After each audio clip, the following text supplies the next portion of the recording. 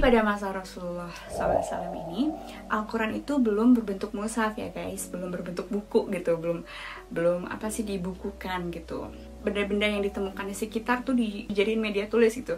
Tulang belulang binatang, dari kulit, lempengan batu, dari pelepah kurma, daun lontar, dari pelana gitu. Dia murtad hal ini karena umumnya mereka itu buta huruf. Semua kitab suci para nabi yang lain juga diturunkan pada bulan Ramadan, seperti Suhuf Ibrahim, Taurat, dan Injil gitu. Itu diturunkan semuanya itu pada bulan Ramadan. When I miss you, I pray for you.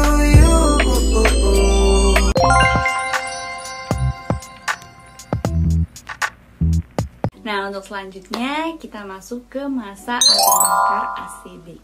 Nah, sepeninggal Rasulullah SAW, Abu Bakar ini terpilih menjadi khalifah untuk memimpin umat Islam. Banyak peristiwa besar yang terjadi di masa kepemimpinan Abu Bakar ini. Antara lain, munculnya nabi palsu. Terus juga ada orang Islam yang murtad. Nah, mereka murtad ini keyakinannya kembali pada keyakinan semula. Alasannya karena mereka tidak terima bahwa Rasulullah SAW yang mereka ikuti ajarannya meninggal dunia. Peristiwa besar lainnya adalah terjadinya perang Al-Yamamah atau dikenal dengan perang Yamamah. Nah, perang ini terjadi pada tahun ke-11 Hijriah. Perang ini merupakan perang antara kaum muslimin yang dipimpin oleh Abu Bakar dan juga kaum murtad yang dipimpin oleh Musailamah Al-Kadzab. Nah, perang ini menewaskan 70 orang yang hafal Al-Quran. Nah, melihat hal tersebut, Umar bin Khattab merasa riskan dan khawatir akan berkurangnya para penghafal Al-Quran. Nah, jika para penghafal Al-Quran ini banyak yang gugur, maka kemungkinan Al-Quran itu akan musnah. Nah, kemudian Utsman segera menemui Abu Bakar dan mengajukan agar Abu Bakar mengumpulkan Al-Quran yang ditulis para sahabat waktu masa Rasulullah demi kelangsungan tegaknya agama Islam. Jadi Al-Quran ini akan dikumpulkan terus ditulis kembali gitu.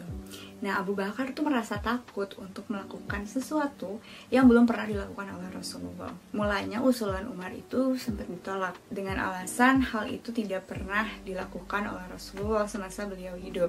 Nah, tapi setelah melalui perdebatan panjang dan setelah beberapa kali berpikir, akhirnya Abu Bakar dibukakan pintu hatinya oleh Allah untuk menerima usulan Umar. Nah, kemudian Abu Bakar memerintahkan Zaid bin Thabit untuk menulis mushaf Al-Quran, sekaligus menunjuknya sebagai ketua pelaksana pengumpulan Al-Quran. Nah, akhirnya Al-Quran yang ditulis pada beragam media pada masa Rasulullah itu dikumpulkan dan disusun berdasarkan urutan ayat dan surah, seperti yang diajarkan oleh Rasulullah SAW. Nah, setelah Al-Quran itu ditulis kembali dalam satu mushaf, akhirnya Al-Quran itu disimpan di rumah salah seorang istri Rasulullah, yaitu Hafsah radhiyallahu anha, dan demikianlah Al-Quran akhirnya tersimpan di rumah Hafsah hingga Utsman bin Affan menjabat sebagai khalifah ketiga setelah Abu Bakar dan juga Umar bin Khattab radhiyallahu anhum. Nah, sekarang kita masuk ke masa terakhir nih, masa ketiga, yaitu masanya Utsman bin Affan. Nah, ada perbedaan nih latar belakang penulisan Al-Quran pada masa Utsman dengan Abu Bakar. Kalau pada masa Abu Bakar, latar belakang penulisan Al-Quran itu karena adanya beberapa peristiwa seperti peperangan tadi ya yang mewafatkan beberapa sahabat yang hafal Al-Quran, sehingga menimbulkan kekhawatiran dengan kondisi tersebut akan mengurangi keaslian Al-Quran. Nah, kalau pada masa Utsman bin Affan, latar belakangnya ini karena adanya keberagaman cara membaca Al-Quran atau qiraat. Nah, qiraat itu adalah ilmu yang mempelajari cara-cara mengucapkan lafaz-lafaz dalam Al-Quran, dan dipelajari juga nih perbedaan-perbedaannya yang dinisbatkan kepada para penukil-penukilnya. Nah, hadis riwayat Bukhari, Muslim, Abu Dawud, An-Nasa'i, At-Tirmizi, Ahmad, dan Ibnu Jarir mengatakan bahwa sesungguhnya Al-Quran itu diturunkan dengan 7 huruf. Maka bacalah dengan huruf yang mudah bagimu diantaranya. Nah,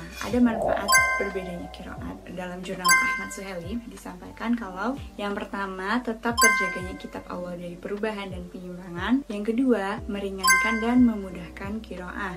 Yang ketiga, menunjukkan kemukjizatan Al-Quran. Yang keempat, menjelaskan ayat yang masih mujmal atau lafal yang kandungan maknanya itu masih global dan memerlukan perincian dan penjelasan dari pembuat mujmal atau syara itu sendiri. Nah, jadi pada masa Utsman bin Affan, setelah beliau menjadi khalifah, kekuasaan Islam itu kan semakin bertambah ya, semakin bertambah luas ke berbagai wilayah. Nah, seiring perluasan wilayah ini, maka Islam pun banyak dipelajari, termasuk cara membaca Al-Quran. Nah, pada masa itu banyak didapati ragam bacaan Al-Quran yang berkembang, sehingga ada orang-orang yang merasa benar dengan bacaan yang mereka miliki dan menyalahkan bacaan orang lain. Nah, keberagaman ini disebarluaskan oleh para sahabat ke beberapa wilayah yang ada di sekitar Arab. Nah, jadi kan Rasulullah SAW ini menyampaikan cara membaca Al-Quran dengan 7 jenis atau 7 huruf. Nah, dimana keberagaman ini disebarluaskan oleh para sahabat ke beberapa wilayah yang ada di sekitar Arab. Nah, para penghafal Al-Quran, dia mengajarkan kepada umat setempat dengan corak baca yang berbeda sesuai yang mereka terima dari Rasulullah dan juga sahabatnya. Nah, keberagaman qiraat ini bagi sebagian umat akan menimbulkan perbedaan yang menjurus pada perselisihan. Perbedaan itu nampak ketika mereka berkumpul dalam sebuah pertemuan atau dalam suasana peperangan. Sebagian mereka merasa heran karena ayat yang diucapkan sebagian mereka berbeda dengan yang lainnya. Terkadang, sebagian mereka juga merasa puas karena mengetahui bahwa perbedaan-perbedaan itu semuanya disandarkan kepada Rasulullah SAW. Namun meskipun demikian, dengan qiraat seperti ini, sedikitnya akan menimbulkan perselisihan sehingga berujung timbulnya permusuhan. Nah, pada suatu hari ketika terjadi perang antara Armenia dan juga Azerbaijan, salah satu personel perang yang bernama Huzaifah bin Al-Yamani radhiyallahu anha melihat beberapa orang yang berbeda cara membaca Al-Qur'annya. Nah, sebagian bacaan itu bercampur dengan kesalahan.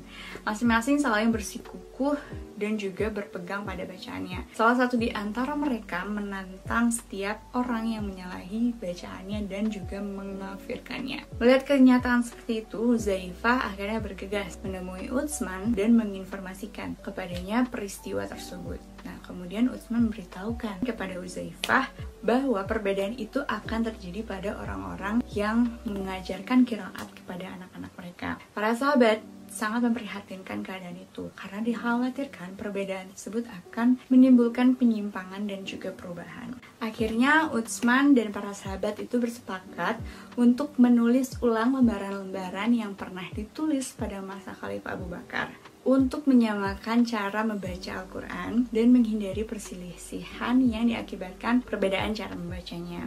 Nah, Utsman mengirim seseorang untuk menemui Hafsah untuk meminjam mushaf Abu Bakar yang dahulu pernah dititipkan di rumahnya. Nah, Hafsah akhirnya mengirim lembaran-lembaran Al-Quran kepada Utsman. Kemudian Utsman memerintahkan 3 orang Quraisy, ada Abdullah bin Zubair, Zaid bin Sabit, dan juga Abdurrahman bin Haris bin Hisham. Ditambah juga ada Sa'id bin Ash untuk menulis ulang mushaf Abu Bakar. Nah, Utsman radhiyallahu anhu berkata kepada mereka, apabila kamu berbeda pendapat dengan Zaid bin Sabit tentang sesuatu dari Al-Quran, maka tulislah dengan logat Quraisy, karena Al-Quran diturunkan dengan bahasa tersebut.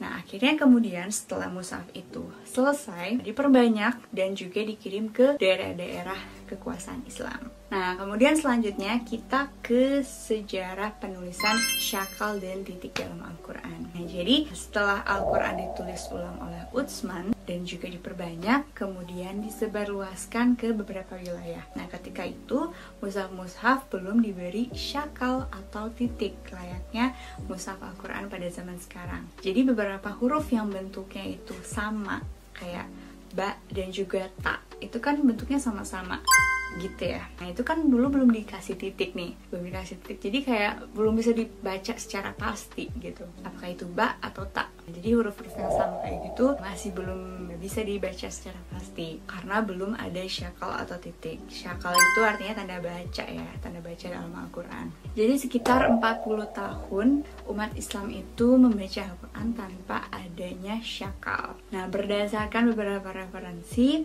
penulisan syakal dan titik dalam Al-Quran itu terdiri dari 3 tahap. Tahap pertama itu pada masa Muawiyah. Jadi masa Muawiyah ini adalah masa setelah 4 sahabat Rasulullah yang menjadi khalifah. Yang pertama tadi ada Abu Bakar, kemudian yang kedua ada Umar bin Khattab, Utsman bin Affan, dan yang terakhir ada Ali bin Abi Thalib. Nah, setelah Ali bin Abi Thalib menjadi pemimpin, umat Islam dipimpin oleh Muawiyah.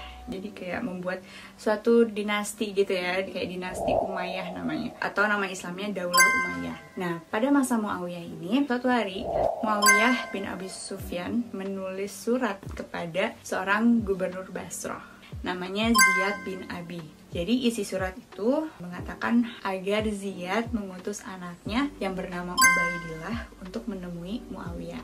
Nah, setelah mereka bertemu, Muawiyah dan Ubaidillah anaknya Ziyad ini, Muawiyah kebingungan nih karena Ubaidillah berbicara menggunakan logat lain gitu. Lalu Muawiyah menulis surat kepada Ziyad, kepada ayahnya ini, untuk menanyakan tentang apa yang diucapkan oleh Ubaidillah, oleh anaknya ini. Nah, melihat hal seperti itu, kemudian Ziyad menugaskan Abul Aswad Ad-Du'ali untuk memberi tanda agar tidak menyulitkan para pembaca dan tidak salah dalam pengucapannya. Nah, mendapat tugas seperti itu, Abu Aswad yang ditugaskan oleh Ziyad tadi menemui temannya dan mengajaknya bekerja sama untuk melakukan tugasnya. Akhirnya Abu Aswad memulai tugasnya dengan cara membacakan dengan penuh kehati-hatian, sedang temannya ini memberikan titik hingga khatam. Setelah itu dia meneliti kembali tanda-tanda yang udah diberi itu. Nah, dalam perkembangannya beberapa murid Abul Aswad itu membuat bentuk titik dengan berbagai jenis. Ada kotak, ada lingkaran penuh warna, ada lingkaran tanpa warna, dan mereka tidak pernah meletakkan suatu huruf yang bersukun. Jadi hanya dikasih 2 titik di atasnya, di bawahnya, di kirinya gitu. Jadi gak ada tanda sukun gitu. Nah, semua titik huruf dalam Al-Quran itu ditandai dengan warna sehingga menutupi syakal. Nah, tanda baca seperti ini tuh terus digunakan sampai akhir Daulah Umayyah. Nah, tahap kedua pada masa Daulah Al-Abasyah atau dikenal dengan Daulah Abasyah. Nah, Daulah Abasyah ini adalah sebuah daulah atau dinasti setelah Daulah Umayyah. Nah, pada masa Abasyah ini bentuk titik dirubah warnanya menjadi beberapa warna. Ada hitam untuk titik, kemudian merah untuk harokat sukun dan tasydid, kuning untuk hamzah. Nah, melihat kondisi mushaf dengan pewarnaan yang variatif, penuh dengan warna dan menyulitkan para pembaca, akhirnya Al-Khalil bin Ahmad Al-Farahidi memberi garis telentang untuk tanda fathah di atas huruf dan juga kasroh di bawah huruf. Nah, dalil berkata, Al-Khalil memberikan 8 tanda. Ada fathah, ada dhammah, ada kasroh, ada sukun, ada tasydid, tanda panjang, mad silah, dan juga hamzah. Jadi pemberian tanda ini diberikan oleh Al-Khalil pada masa Abasyah. Nah, kemudian kita berlanjut ke tahap ketiga. Tahap ketiga ini pada masa Khalifah Al-Ma'mun. Masa Khalifah Al-Ma'mun ini masih dalam dinasti Abasyah, tapi Khalifah yang ke-6 yaitu Al-Ma'mun. Nah, di mana pada masa ini ulama berijtihad dan berusaha untuk mempermudah muslimin membaca dan menghafal Al-Quran, khususnya bagi orang-orang selain Arab, dengan menciptakan tanda-tanda baca tajwid seperti ishmam, rum, dan juga mad. Nah, untuk ishmam, rum, dan mad ini bisa kalian pelajari sendiri ya, karena kalau menjelaskan di sini terlalu panjang. Nah, kemudian kita lanjut, mereka juga menuliskan tanda lingkaran bulat sebagai pemisah ayat dan mencantumkan nomor ayat. Biasanya kan kalau di Al-Quran itu dari ayat ke ayat itu kan ada tanda pemisahnya ya, tanda pemisah yang kayak suka ada bulat, terus ada nomor ayatnya juga. Nah, itu dilakukan pada masa ini. Terus juga ada tanda-tanda waqaf atau berhenti membaca terus ada ibtida atau memulai membaca, terus juga menerangkan identitas surah di awal setiap surah, kayak nama, tempat turun, jumlah ayat, jumlah ain. Nah, itu dilakukan pada tahap ini. Terus juga ada tanda-tanda lain yang diberi pada tulisan Al-Quran, ialah tajzi atau tanda pemisah antara satu juz dan lainnya. Tanda ini berupa kata juz diikuti dengan penomorannya, terus ada tanda untuk menunjukkan isi berupa 1/4, 1/5, 1/10, setengah juz, dan juz itu sendiri. Nah, jadi itu adalah tahap terakhir dalam penulisan syakal dan titik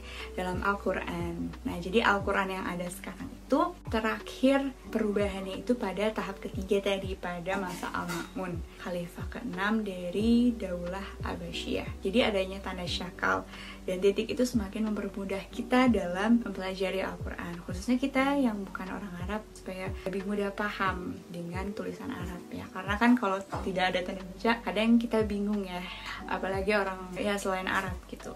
Nah, terakhir aku akan sharing tentang jumlah surah dan juga ayat dalam Al-Quran, dimana jumlah surat dalam Al-Quran itu ada 114, atau ada yang bilang juga sebanyak 113 surah, karena surah Al-Anfal dan juga Al-Baro'ah itu dianggap satu surah. Nah, kalau jumlah ayatnya ini ada 6.200 lebih, dan kelebihannya itu masih diperselisihkan. Ada yang berpendapat jumlahnya 6.236 ayat. Dan Al-Quran ini berisi 3 hal ya. Di dalam tafsir surat Al-Isra, surat ke-17 ayat 106, dijelaskan kalau Al-Quran itu berisi, yang pertama ada bimbingan yang lurus atau aturan kehidupan, yang kedua ada kabar gembira, dan yang ketiga ada peringatan-peringatan. Nah, itu tadi guys sejarah Al-Quran yang sebenarnya sejarah pengumpulan dan penulisan Al-Quran. Dari tadi ada masa Rasulullah, masa Abu Bakar, kemudian yang terakhir ada masa Utsman, dilanjut dengan penulisan syakal dan titik dalam Al-Quran. Ada 3 tahap. Yang pertama tadi pada masa Muawiyah, terus ada masa Abbasiyah, dan yang ketiga ada masa Khalifah Al-Ma'mun. Itulah sejarah penulisan Al-Quran. Jadi semoga video ini bisa bermanfaat buat kita semua, khususnya buat aku pribadi dan juga buat teman-teman yang nonton. Kalau kalian ada saran aku mau bahas apa di episode seru lainnya, boleh kalian komen di bawah kalian ingin aku bahas apa. Dan kalau kalian suka video ini, boleh kalian klik tombol like. Terus, supaya kalian gak ketinggalan video aku selanjutnya, boleh kalian langsung subscribe aja yang belum. Kalian komen juga yang banyak di bawah, yang positif-positif pastinya, atau kita saling sharing juga boleh banget di komen ya. Dan kalau menurut kalian video ini bermanfaat, boleh kalian sharing ke siapapun ya. Boleh ke teman kalian, ke saudara kalian, supaya kita sama-sama mengetahui bagaimana sejarah pengumpulan dan penulisan Al-Quran. Apalagi bagi umat muslim harus tahu juga ya sejarahnya, kenapa Al-Quran ditulisnya seperti ini gitu. Terima kasih semuanya yang udah nonton. Sampai jumpa di video-video berikutnya. Bye bye. Just the two of us. We can make it if we try. Just the two of us. Just the two.